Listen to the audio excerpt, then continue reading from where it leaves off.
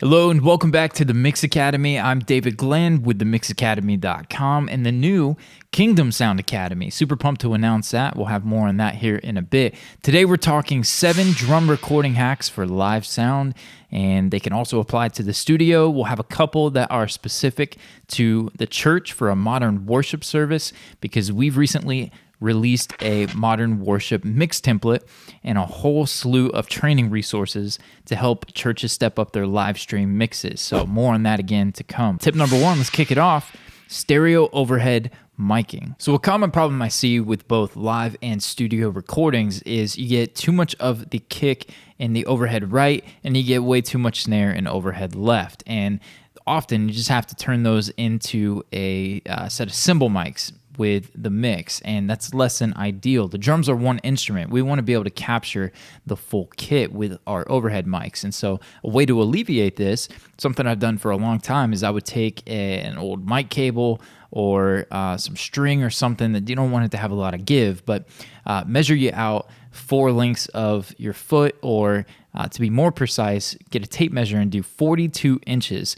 Cut that, snip it, put it behind the drummer with the drum key. You always have it. And you want to go from that top right section in the snare drum. There's a little bit of space there between the kick and the snare, and it kind of lives usually in that top right section. And so hold that rope, that cable, whatever, measured at 42 inches, and then reach out and go just above the ride cymbal. Usually it's to the, let me think, I want to make sure I tell you accurately, drummer's perspective versus audience perspective. I think it's usually the outside of the ride cymbal. Measure that 42 inches from there. Place your overhead mic pointed down at the ride cymbal. Then you're going to go from the same position, overhead left, drummer's perspective, and now it's going to be, I believe, on the inside or outside of the hi-hat mic. My mind's crazy as slate here, but basically 42 inches measured from the top right section, top right lugs of your snare drum, and you're going to get a much better blend, but more importantly, you're going to get a really tight phase relationship. All right, next up, and a super quick tip, the 42 strand snare wires. These are the extra wide ones. I know Gibraltar makes one, DW makes one. It's about 3 times the price. I'm not sure if it's any better, but my man Jared Henderson turned me on to this, and he uses the Gibraltar version, and it sounds incredible. One thing you want to make sure is that you get the snare wires lined up nice and center. You don't want them leaning off to one side or the other. Another maybe quick tip for you: if you get these installed, go ahead and turn your snare the direction that your probably SM57 is pointing, so that your mic is pointing straight across those snare wires. They're going to give you a little extra thwack. All right, drum recording hack number 3. We're going to stick with the snare bottom for this one. I'm actually going to bring my friend Jared Henderson in to talk about cranking that snare bottom head, and more specifically to which frequency to tune that snare bottom head to. Jared and I have recently partnered up. We recorded an entire drum tuning masterclass. I've been an engineer and studio musician for going on 20 years now, and I've always done the kind of wrinkle-free method. Just get rid of the wrinkles, they tell you, and go, the star pattern and all that stuff. Jared blew my mind when he introduced me to tuning by frequency. What? And so I'm going to let him come in. Links are in the description to check that out. Now, I've already gotten this drum finger tight. All the lugs are finger tight. I wanted to skip that process since you learned how to do that in an earlier video. But I want to show you, it's completely detuned. Does not sound like a snare drum at all. Maybe if you put the snares on, it still doesn't sound very good. So we're going to start from 0, and I want to walk you through how we're going to do this. We'll start with the bottom head on this, and an important thing when you're tuning a snare drum is you want to get the snare strainers off of the head. You want it to be able to resonate freely. And just so you know right up front, the frequencies we're going to use for this on the bottom lugs, we're going to use 360 hertz, tuned very high on the bottom, like tabletop tight. And a quick note is, from everything I've read, you really never want to go above 400 hertz. At that point, you're going to mess the head up and you're going to squelch the tone of the drum. So we're going to stay at about 360 for this. Go ahead and open your app if you're tuning along with me, and we can just listen to what it's at finger tight, 53 hertz. So we got a long ways to go. And I'm going to go around like I showed you in the tuning video and do some bigger moves here to get us up to tension pretty quick. You can see if you're looking in that overhead camera, the wrinkles are starting to come out. I'm not doing an exact star pattern, but I'm also not just cranking one side of the head. As you're going, you'll feel like you tension one rod, and then as you tune the head up, it's going to feel totally loose. It's because the rim is kind of pulling down on one side, and then maybe this side is getting loose. So you'll notice that as you're going along. Let's hear how this sounds. Okay, so we're definitely getting higher, and I'm just going to check where we're at.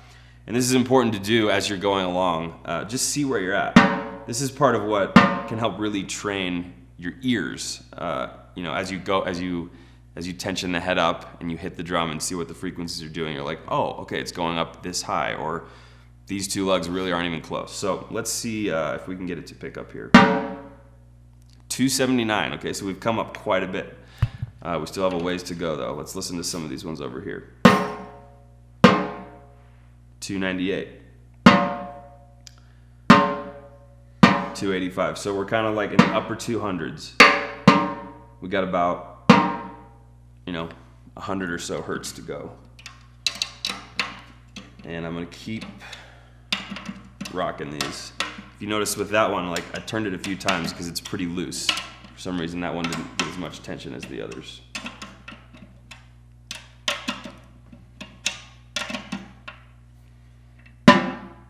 Okay, 341 there. 348. We're getting really close. 342. We're going to go up to about 360. So now here's where it's really important to start doing smaller moves. We're not going to be doing half turns or quarter turns. We're just going to go around and bump all these up just a little bit. And let's see what happens there. 358. You can hear the difference between those two. There's some weird stuff going on because they're not even yet. 348.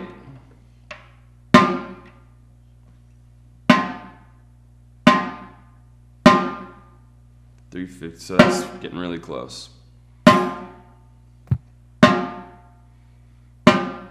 358, 360. And I've heard people say if you really get them within 5 hertz, they're getting super close. So we don't have to get this exact. You can if you want to get super nerdy about it. But I'll show you. These aren't even all perfect, and it's still going to sound great.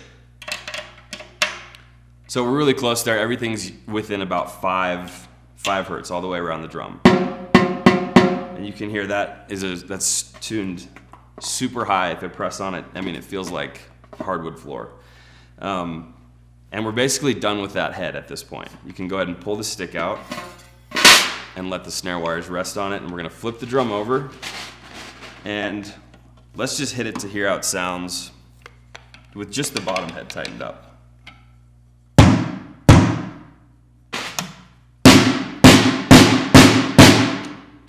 That's not universally usable sound, but it's actually kind of cool, and you could do some cool stuff with it just with getting that bottom head really tight. And to me, that's a really big key that people miss when tuning their snares is do not be afraid to crank that bottom head. Okay, we've got the bottom head cranked up. Now we're going to work on the top head. All right, so for this tip, I'm going to break open Pro Tools, but just know this is going to be relevant for you in live sound as well. We're basically just talking about keeping your snare top and bottom mics in phase. And a quick way we can hear that, if you're not familiar with what that is or what it sounds like to be in or out of phase, is I've got a drum example here. I've got a snare top and a snare bottom mic recorded, a recent project I just finished. Actually, the project I built my brand new church live stream mix template on, and the snare top and bottom came to us out of phase, and here's an example of that.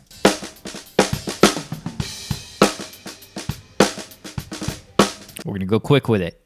sounds thin, it's nothing punchy. It's just kind of bleh. So we're going to come over, we're going to launch in Pro Tools. I'm going to launch the trim plugin, but just know, again, every console worth its salt is going to have a polarity switch. And so we're talking about this little symbol right there is the universal, globally known symbol for polarity. And we're going to reverse the polarity. And basically what you're doing is you want to listen for the sound that gives you the most bottom end. It's a simple way to put it. And so we're going to hit play. Let's take a listen to what happens.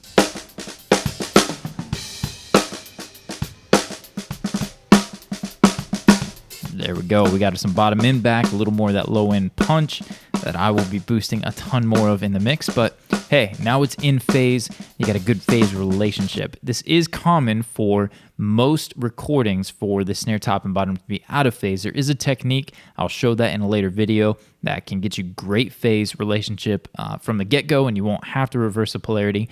But it's always good to check and make sure, check and see which one gives you the most bottom end, the most full sound, and that's going to be in phase. All right, moving right along. Next up, this tip is mostly relevant to churches, especially if you're looking to deliver an incredible live stream mix, one of these COVID live stream mixes, right?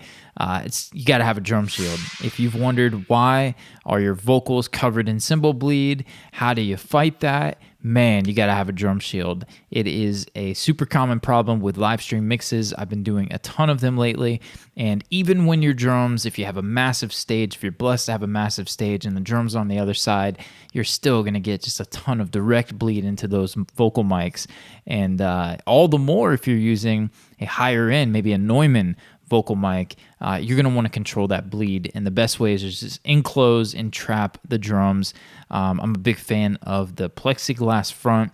Cover it, get some Owens Corning, make you some DIY panels, tons of videos on YouTube that'll help you with that. It's not the most beautiful thing to look at. They're ugly. It's terrible to look at, but got to get you a drum shield. Jake Goslin from Church Front, incredible channel. Definitely go check him out if you haven't already heard of him. He's got a great DIY. I think it's around $500, which is pretty reasonable for the quality that they build.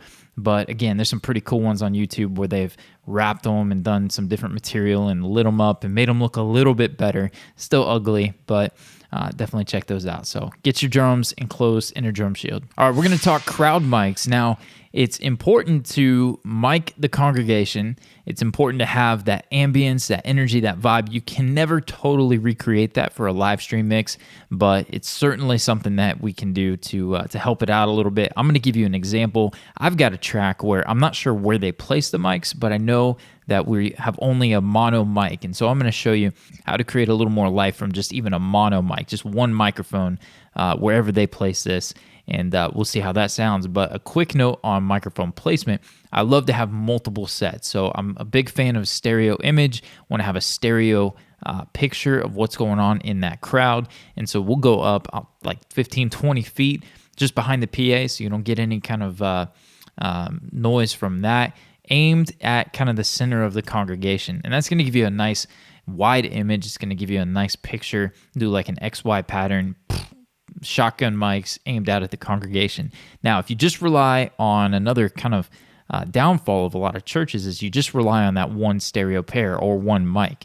And if a baby cries or you get people talking or screaming or you get some kind of disruptive noise, you have nothing to fall back on. And so I'm a big fan of also going stage left, stage right, and then also about halfway through and sometimes even in the back, just put those mics up. The key is keep them up and away from being pointed at just a few people in one concentrated section. If anyone's talking, again, disruptive noise, a baby cries, you have something to fall back on. But if you get them up above, pointed at a group of people, you're going to be less likely to encounter that. So definitely check that out for mic placement. But then we're going to dive in. Let's take a listen. This is an example of a mono crowd mic, and it's actually off right now. You can hear kind of a recent mix, kind of still tweaking this one, but here we go. Oh, you've done great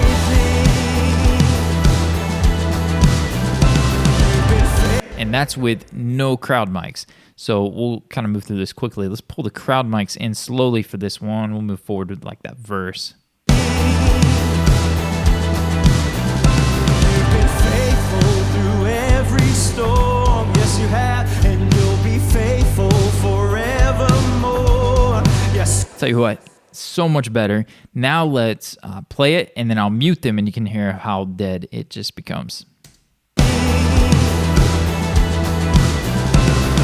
faithful through every storm. Yes, you have, and you'll be faithful forevermore.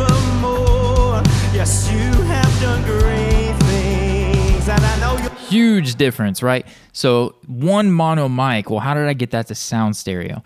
Cool trick in Pro Tools, you can use the Waves Real ADT, and it's going to take that mono source and basically delays it slightly and gives you the impression of stereo. You don't even have to go the route of Waves. You can actually just use a stock plugin for this. I got my EQ that I'll keep, but let's move that down. I'll show you how you do this with a stock delay. So cool trick, I do this all the time for acoustic guitars that need to strum and do the percussive thing left and right. We're going to take the left side of the delay and just turn it off, 0% wet. On the right, we're going to set it to 35 milliseconds. And here we go. So here is all the plugins off. It'd be helpful if I unmuted the crowd mics.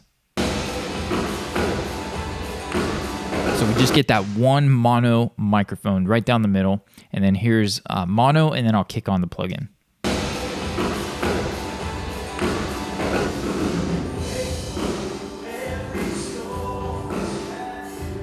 Okay, so we still hear it a little more dominant in the left side. You can come over and do some trickery and boost the right side a little bit so your ears perceive that it's a balanced sound, but cool trick, if you haven't already heard of the Waves Real ADT, use it all the time, or just using your stock delay and 0% on the left, 35 milliseconds, 100% wet on the right, and we're moving on. All right, tip number 7, we've got a special one coming to you from my man Joey Fernandez. I've been a recording engineer for my entire adult life. I've made hundreds of records, super blessed to work with incredible drummers and super talented artists and musicians over the years, and I've never heard this one. I've been in the forums and all over the place, and I just had never heard it. I was up at my church recently, and I was setting up the drums, got them all tuned nice and sweet because I followed Jared Henderson's course, and I'm a tuning wizard now. Got them sounding great. Went to mic them up, got them sounding great. Went to go set the gate on the kick drum so that I get a nice tight punchy sound in the house, and I just couldn't get it. It just had too much flub, too much decay. It was getting choked and just nothing. And then I was on the phone with my man Joey Fernandez, incredible engineer. He's a mastering engineer, recording engineer extraordinaire, tons of credits. Give him a shout out. He said, throw a dumbbell in the kick drum. I'm like, a dumbbell? Okay, Joey, I've been slow to listen to you before and paid for it.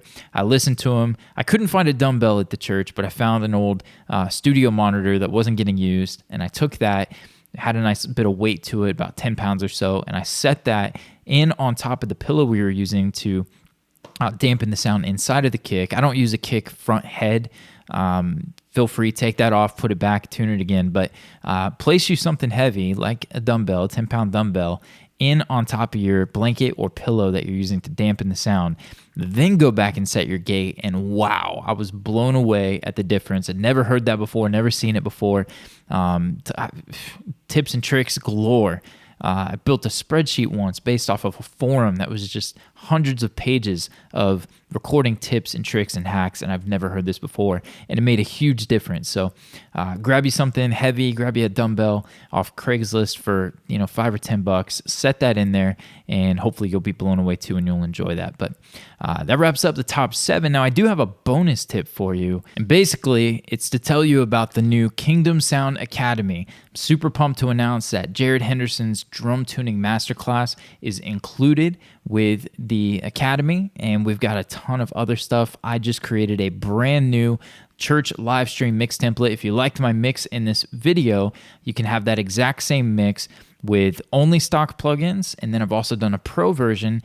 You don't have to go out and spend hundreds or even thousands of dollars on additional plugins. Once you're in, I've used nothing but stock and Slate Digital plugins, which you can get for as low as $9.99 a month for your first 6 months.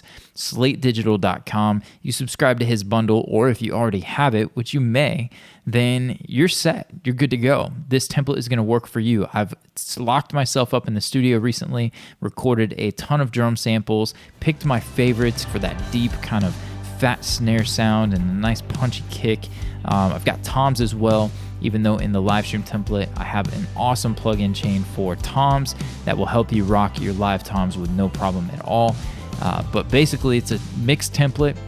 The plugins, the routing, the signal flow, it's all done for you. You can drop your mix in and it's gonna sound instantly better. It's gonna sound incredible. And then I've got a whole slew of tutorials, from drum replacement workshops to mixing drums a full course, mixing low end, you name it. I'm gonna teach you how to mix as much or as little as you wanna know to get that live stream mix sounding awesome. So tons of resources coming. We've got guitar tutorials, we've got live sound tutorials, all kinds of stuff in the works. A couple of them even on the books to record them this week as of the taping of this. But I want to invite you over to the link in the description to check out the Kingdom Sound Academy. Also, I'll put that link again for Jared Henderson's drum tuning masterclass. Incredible value. Hey, appreciate you guys today checking out the video. Don't forget to subscribe, like the video if you haven't already. Drop me a comment. Let me know what your favorite tip was from today. And I look forward to seeing you in the next one.